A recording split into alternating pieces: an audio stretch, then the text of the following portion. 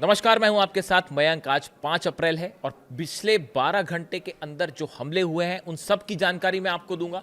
देखिए, इस वक्त एक बेहद अहम खबर आ रही है। मैं आपको बताऊंगा अरब में कहां हमले हुए, इसराइल में कहां हमले हुए, लेकिन इसके अलावा एक बहुत बड़ा अपडेट आ रहा है अमेरिका से। बताया ये जा रहा है कि डोनाल्ड ट्रंप को अमेरिकन इंटेलिजेंस एजेंसीज की तरफ से एक खुफिया रिपोर्ट सौंपी गई है और जिसमें यह कहा गया है कि ईरान ने एक बड़ा प्लान तैयार किया है कि हो सकता है आने वाले कई महीनों तक, हो सकता है साल से भी ज्यादा, ईरान हॉर्मूज को नहीं खोलेगा। स्ट्रेट ऑफ हॉर्मूज को ईरान नहीं खोलेगा। इस तरह की जानकारी डोनाल्ड ट्रंप को दी गई है, जिसके बाद डोनाल्ड ट्रंप ने चेतावनी जारी करते हुए कहा कि अगर 48 घंटे में ईरान ने हॉर्मूज को नहीं खोला तो ईरान को बर्बाद कर दिया जाएगा। अपने सोशल मीडिया पर डोनाल्ड ट्रंप की तरफ से यह वार्निंग जारी की गई है और जिसका टाइम 48 घंटे तय किया गया, जो कि 6 तारीख को शाम को 8 बजे खत्म हो जाएगा। अब सबकी नजरें हैं कि 48 घंटे बाद डोनाल्ड ट्रंप क्या करने जा रहे हैं और क्या ईरान पर कोई बहुत बड़ा हमला होने वाला है। एक बड़ी बैठक होने जा रही है अमेरिका में, इस तरह की जानकारी है, जिसमें अमेरिका की तीनों सेना के प्रमुख शामिल होंगे, डोनाल्ड ट्रंप शामिल होंगे, इसके अलावा इंटेलिजेंस ऑफिसर्स जितने बड़े हैं सब शामिल होंगे। और इस बैठक में अब ये प्लान तय होगा कि अगर ईरान हॉर्मूज को नहीं खोलता है तो इस सिचुएशन में आगे क्या किया जाए। देखिए, मैंने आपको अपने पिछले वीडियो में बताया था, जितने सारे बड़े वॉरशिप्स हैं अमेरिका के, वो एक बार फिर मिडिल ईस्ट में हैं। चाहे जॉर्ज डब्ल्यू बुश हो, अब्राहम लिंकन हो, जेरल्ड आर फोर्ड हो, ट्रिपोली हो। इसके अलावा डिएगो गार्सिया में एक बड़ी प्रैक्टिस चल रही है। बड़ी संख्या में अमेरिकन सोल्जर्स मौजूद हैं जो हॉर्मूज में कैसे ग्राउंड ऑपरेशन किया जाए इसकी तैयारी कर रहे हैं। अब ऐसे में सवाल ये है कि जो ये रिपोर्ट सामने आई कि ईरान हॉर्मूज नहीं खोलेगा, इस पे अमेरिका का अब अगला कदम क्या होगा। देखिए, आप चाहे आसमान की बात करें, चाहे ज़मीन की बात करें, चाहे समंदर की बात करें, तीनों ही एरियाज में अमेरिका की सेना को ज़बरदस्त झटके लगे हैं एक महीने के अंदर। अगर आप एयरप्लेन्स की बात करें, फाइटर जेट्स की बात करें, तो आपने देखा ही कि किस तरह से जो है वो धड़ाधड़ अमेरिकन प्लेन्स गिर रहे हैं। और जो ईरान का जो नया डिफेंस सिस्टम है जिसको लेकर मैंने वीडियो बनाया था, माजिद, उसने जो है सच मायने में अमेरिकन एयरफोर्स के सामने वो चुनौती खड़ी कर दी है जो शायद सेकेंड वर्ल्ड वॉर के बाद पहली बार इतना बड़ा चैलेंज अमेरिकन एयरफोर्स को मिला। ना इराक वॉर में मिला, ना अफगानिस्तान वॉर में मिला, ना ही कहीं और मिल पाया। लेकिन ये पहला मौका होगा सेकेंड वर्ल्ड वॉर के बाद जब अमेरिका के जेट्स इतनी बुरी तरह से क्षतिग्रस्त हो रहे हैं, प्रभावित हो रहे हैं। तो आप देखिए, आसमान वाली जंग जो है उसमें ईरान भारी पड़ता दिखाई दे रहा है। अगर आप ग्राउंड ऑपरेशंस की बात करें, अमेरिका ईरान में कदम नहीं रख पा रहा, हॉर्मूज पर ग्राउंड ऑपरेशन करने की हिम्मत नहीं जुटा पा रहा। और जो नई इंटेलिजेंस रिपोर्ट है वो ये कह रही है कि अगर आपने यहाँ पर सेना भेजी और ग्राउंड ऑपरेशन किया तो उसका नतीजा होगा आप घेर लिए जाएंगे। ईरान की जो सेना है उसने एक मल्टी लेवल तैयारी कर रखी है। मैं एक वीडियो में अलग से आपसे बात करूंगा कि ईरान की क्या तैयारी है, लेकिन अगर ग्राउंड ऑपरेशन होता है तो आप वहाँ पर भी हारेंगे। समंदर में आप देखिए जिस तरह से जहाज जो है, बड़े बड़े वॉरशिप्स अमेरिका के करीब गए ईरान के, लेकिन वो वापस आने शुरू हो गए।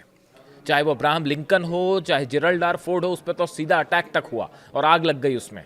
ऐसी हालत में समंदर में भी जो है वो ईरान भारी पड़ रहा है। और अगर आप बात करें सरफेस टू सरफेस वॉर की, तो आप जान ही रहे हैं कि किस तरह से खुर्रम शहर और फतेह 2 और सेजल और इमाद और कदर, लंबी लिस्ट है ईरान की मिसाइल्स की जिसने तबाही मचा रखी है। यानी डोनाल्ड ट्रंप तीनों ही जंग में हार रहे हैं, चाहे वो समंदर की जंग हो, चाहे ज़मीन की जंग हो, चाहे आसमान की जंग हो। और इसीलिए मुझसे किसी ने कहा कि अगर 100 डोनाल्ड ट्रंप भी आ जाएं तो भी ईरान को नहीं हरा सकते। इसीलिए मैंने ये थंब आज की वीडियो का दिया। तो देखिए, इस प्लान के बाद बड़ा कुछ बदलता हुआ दिखाई दे रहा है कि अगर ईरान ने हॉर्मूज नहीं खोला तो क्या होगा।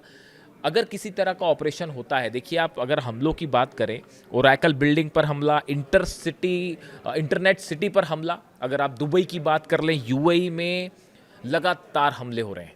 और चुन चुनकर आईटी फर्म्स को निशाना बनाया जा रहा है, इंफ्रास्ट्रक्चर को निशाना बनाया जा रहा है, अमेरिका के जो जुड़े ठिकाने हैं उनको निशाना बनाया जा रहा है। फुजेरा पोर्ट पर क्या हुआ आपने देखा, यानी यूएई लगातार निशाने पर है और अब हिट हो रहा है बिजनेस सेक्टर, इकोनॉमी सेक्टर। और इसका अभी तक मैं एक रिपोर्ट पढ़ रहा था, उसमें ये कह दिया गया है कि अभी तक जितना नुकसान हो चुका है अरब देशों को, उसको वापस आने में ही 5 साल, उसकी भरपाई करने में 5 साल लगेंगे। चाहे वो दुबई हो, चाहे अबू धाबी हो, चाहे सऊदी हो, जॉर्डन हो, बहरीन हो, कतर हो, ये सब को नॉर्मल इकोनॉमिक फंक्शंस करने में 5 साल लगेंगे। नॉर्मल होने में इतनी मिसाइल्स पड़ चुकी हैं अभी तक, अभी 1 महीने की जंग हुई है। इसके अलावा सऊदी में भयंकर अटैक हुआ है, एक बार फिर से अमेरिकन बेसिस पर मिसाइल अटैक हुआ है, जिसकी तस्वीरें भी हैं। यानी देखिए सऊदी में इसमें हालांकि मेरे एक मित्र हैं, वो यूएई में रहते हैं, उनसे मेरी चर्चा हो रही थी, तो वो इस बात को लेकर उनका ये पॉइंट ऑफ व्यू था, जो उन्होंने ये कहा कि देखिए सऊदी से ज़्यादा हमले यूएई पे हुए हैं और दोनों के हमलों का नेचर थोड़ा सा अलग है। अगर आप देखें सऊदी में जो निशाना बनाया जा रहा है वो अमेरिकन बेसिस को निशाना बनाया जा रहा है, अमेरिका की सेना से जुड़े इंस्टॉलेशंस पर ज़्यादा हमले हो रहे हैं, उस एयरपोर्ट पर हमले हो रहे हैं जहां अमेरिकन सोल्जर्स हैं, या फिर ऐसे ठिकानों पर जो मिलिट्री बेस है बाय एंड लार्ज। लेकिन यूएई पे हमले कहाँ पे हैं, ओरेकल पर हमला हो रहा है, जो आईटी फर्म्स हैं उनको निशाना बनाया जा रहा है, इंडस्ट्रियल एरिया को निशाना बनाया जा रहा है, इंडस्ट्रियल हब्स को निशाना बनाया जा रहा है। यानी दोनों के नेचर में थोड़ा सा डिफरेंस है। अब ये एनालाइज करने की ज़रूरत है, क्या इसकी वजह ये है कि यूएई ज़्यादा एग्रेसिव है ईरान के खिलाफ एक्शन करने को लेकर, इस तरह की जो बातें हैं। आप देखें बहरीन में एक बार फिर बड़ा हमला हुआ है, मिसाइल अटैक हुआ है बहरीन में, और उसकी तस्वीरें भी सामने हैं, और एक इंडस्ट्रियल और कमर्शियल एरिया है, उसके ऊपर बहरीन पर जो है वो मिसाइल गिरी है और वहाँ पे भयंकर नुकसान की खबर है, यानी बहरीन फिर टारगेट पर है। इसके अलावा आप बात करें कुवैत की जो मीना अल अहमदी रिफाइनरी है, इस पर मल्टीपल स्ट्राइक्स हो रही हैं। यानी एक बार खबर आई, एक्चुअली कल सुबह के समय ये खबर आई थी कि मीना अल अहमदी रिफाइनरी पर जो है ड्रोन अटैक हुआ है और वहाँ आग लग गई है, और कल शाम होते होते यानी 4 अप्रैल की रात होते होते फिर से ये खबर आ गई कि कुवैत की रिफाइनरी पर फिर हमला हो गया। ये जो हमले हो रहे हैं लगातार 6 देशों पे भयंकर, और इराक में तो पता ही आपको हाल क्या है बगदाद का।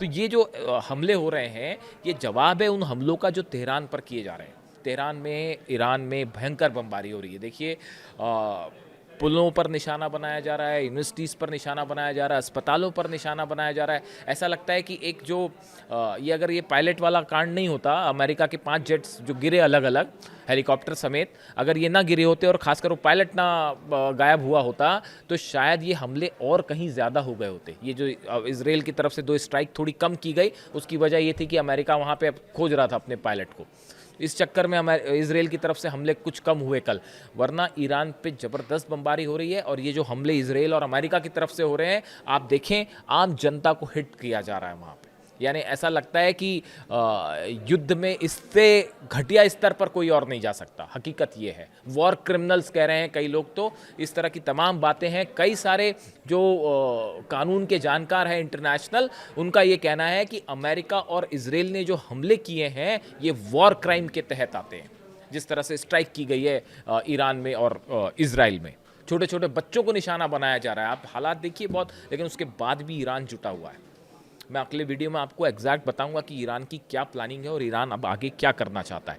लेकिन आप देखिए जो हॉर्मुज वाली फिर से एक बात है कि अब डोनाल्ड ट्रंप आगे क्या करेंगे। डोनाल्ड ट्रंप बुरी तरह से फंस गए कि अब अगर ग्राउंड ऑपरेशन करते हैं तो ग्राउंड ऑपरेशन करने के लिए उनको चाहिए अरब देशों की मदद। बिना अरब देशों की मदद के ग्राउंड ऑपरेशन नहीं हो सकता, क्योंकि आप ईरान के 1000 किलोमीटर के डिस्टेंस पर जैसे ही अमेरिकन जहाज आए, चाहे वो ट्रिपोली आए, चाहे अब्राहम लिंकन आए या जेरल्ड आर फोर्ड आए, उस पर सीधा मिसाइल स्ट्राइक्स होंगी।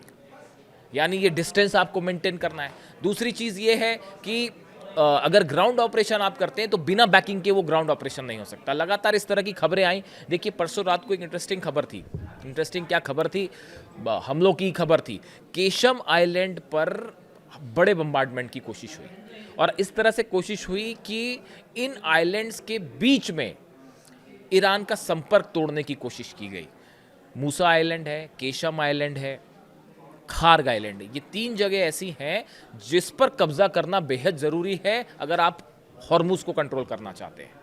अमेरिका की ये कोशिश है, जो बम्बार्डमेंट हो रहा है, ये इनकी लोकेशंस तय कर ली गई हैं कि कहाँ पे एक साथ B-2 बॉम्बर्स बड़ी संख्या में बम्बार्डमेंट करेंगे और उसकी आड़ लेके पैराट्रूपर्स नीचे उतरेंगे।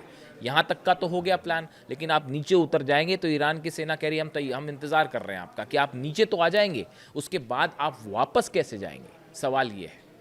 क्योंकि यहाँ तो प्लेन्स गिर जा रहे हैं, F-35 F-15 नहीं बच रहा है, तो वो कैसे हेलीकॉप्टर्स आएंगे और उसको उतार के फिर उसके बाद बैकअप कैसे होगा। ये जो बैकअप वाला प्लान है, यहाँ पर आके फंस गए हैं डोनाल्ड ट्रंप और अमेरिका की सेना। और इसी वजह से डोनाल्ड ट्रंप को ये कहना पड़ जा रहा है बार बार कि अब हॉर्मूज हम नहीं खुलवाएंगे, ये दूसरे देशों का काम है, जबकि हकीकत इसके अपोजिट है। अमेरिका एक बड़ा प्लान करके चल रहा है हॉर्मूज पे एक्शन का, लेकिन बात वही है कि ईरान जो है वो तैयार बैठा है उसके लिए। यानी आप देखें कि हॉर्मूज जो है ये ईरान की एक बहुत बड़ी जीत हो गई है हॉर्मूज में। जैसा पहले कहा जा रहा था कि अगर ये बंद हो गया और अगर एक आध साल बंद रहा तो उसके बाद आप देखिए कितना बड़ा इकोनॉमिक क्राइसिस होगा। और फिर वो उसी ओर इशारा कर रहा है कि सत्ता परिवर्तन अमेरिका में हो जाएगा, ईरान में नहीं। इसके अलावा देखिए इजराइल से भी खबरें हैं। इजराइल में लगातार बड़े हमले हो रहे हैं।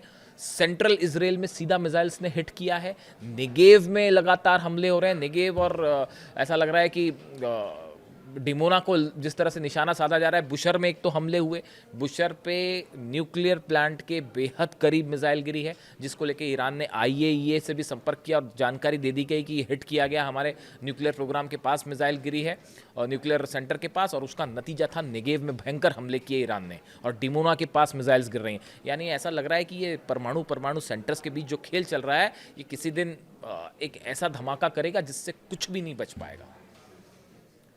और इसको लेकर हर न्यूक्लियर साइंटिस्ट इस बात को समझ रहा है कि यहाँ क्या हो रहा है। ये डिमोना और बुशर और नतांज और इस्फहान में जो हमले हो रहे हैं और उसका इधर जो डिमोना पर हमले हो रहे हैं, इसका नतीजा किसी दिन इतना भयंकर हो सकता है कि ये सब कुछ बदल कर रख देगा।